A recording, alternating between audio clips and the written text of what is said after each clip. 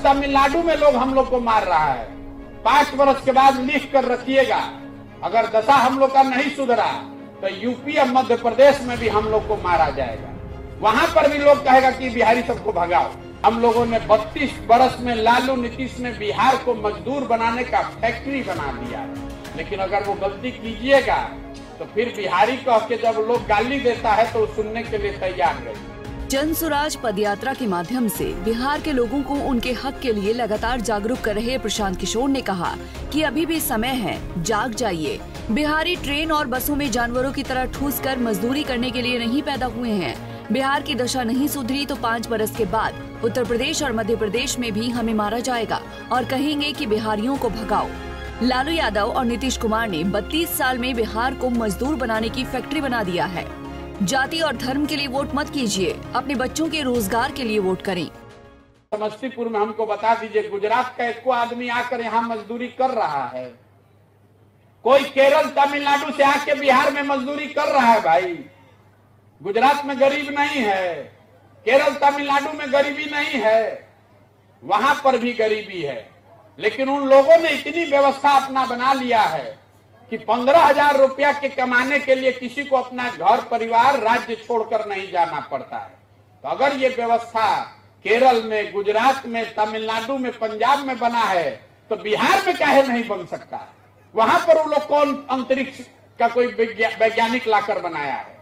ये बिल्कुल किया जा सकता है। दुनिया भर के विशेषज्ञों से हमने बात करी, साल भर के अंदर ये संभव है। हर पंचायत में अगर आप 500 से 700 नौकरी का, रोजगार का अवसर कर दें तो सारा जितने लोग बाहर गए हैं वो वापस आ सकते हैं। 700 हर उसका योजना बनाकर घूम रहे हैं, गांव गांव जाकर वो योजना बना रहे हैं। क्या करने से आप ही के पंचायत में 700-800 रोजगार हो जाए? बिहार में नाली गली बने चाहे नहीं, स्कूल अस्पताल जब बनेगा तब बनेगा, लेकिन सबसे पहले प्राथमिकता है ये पलायन का रुकना। जहां जाइए पूरे देश में जिसको भी मजदूर चाहिए कहता है जा बिहार से 100 को पकड़ के ले आओ।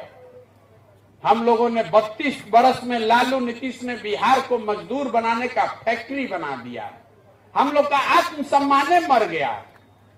बच्चा पैदा कीजिए, किसी तरह पेट काट काट के पाल पोस के बड़ा कीजिए, और फिर ट्रेन में, बस में जानवर की तरह बैठा के भेज दीजिए, वहीं पर मजदूरी करेगा, 10-12 हजार रुपया में पेट काटेगा, 6,000-8,000 घरे भेजेगा, इसी में जीवन बीत जाएगा। ये बदलने के लिए यहाँ के लोगों को खड़ा होना पड़ेगा, इसीलिए ये प्रयास कर रहे हैं। ठीक लगे तो इससे जुड़िए, और न ठीक लगे तो जिस दल का, जिस नेता का जो झंडा लेकर घूम रहे घूमते रहिए, हमको उससे कोई फर्क पड़ने वाला है नहीं।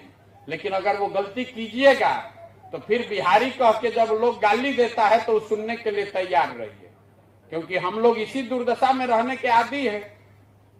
तमिलनाडु में आपको लोग, बिहार के मजदूरों को क्यों मारा गया? तमिलनाडु के आदमी को बिहार के आदमी से कोई झगड़ा नहीं, हम तो 2 साल वहां रहे। झगड़ा ये है कि तमिलनाडु में मजदूरी है 600 रुपया डेली का, अब बिहार का बेचारा गरीब जाता है, वो 400 रुपया में काम करने को तैयार हो जाता है। तो वहां का जो मजदूर गरीब है वो कह रहा है कि सब बिहारी के आने की वजह से हमारा भी रेट कम हो रहा है। तो आज तमिलनाडु में लोग हम लोग को मार रहा है। 5 वर्ष के बाद लिख कर रखिएगा, अगर दशा हम लोग का नहीं सुधरा तो यूपी और मध्य प्रदेश में भी हम लोग को मारा जाएगा। वहां पर भी लोग कहेगा कि बिहारी सबको भगाओ, क्योंकि वो राज्य आगे बढ़ रहे हैं, हम लोग पीछे जा रहे हैं। आप अपना समस्तीपुर देख लीजिए, आपका पेपर मिल बंद, आपका चीनी मिल बंद, आपका जूट मिल नाम के लिए चल रहा है। दूसरे राज्य में नया नया उद्योग लग रहा है, बिहार में जो था वो भी बंद हो गया।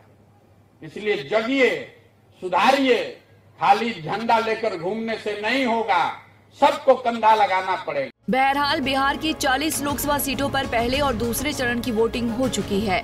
तीसरे चरण में 7 मई को झंझारपुर, सुपौल, अररिया, मधेपुरा और खगड़िया में मतदान होंगे। पंजाब केसरी टीवी के लिए पटना से संजीव कुमार की रिपोर्ट।